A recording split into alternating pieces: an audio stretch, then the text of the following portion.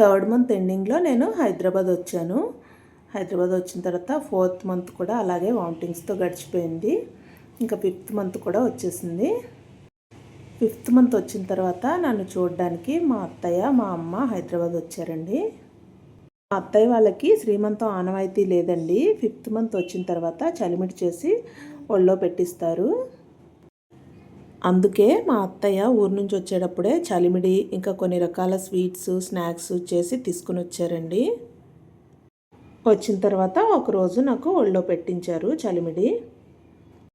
అమ్మ అత్తయ్య హైదరాబాద్లో ఒక 1 వీక్ ఉన్నారండి. ఆ 1 వీక్ వాళ్ళే వంట అంతా చేశారు, నాకు అన్నీ వండి పెట్టారండి.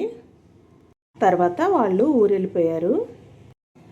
5th మంత్ కంప్లీట్ అయిపోయిన తర్వాత 6th మంత్ స్టార్టింగ్లో నాకు టిఫా స్కానింగ్ అయితే చేశారండి డాక్టర్ గారు.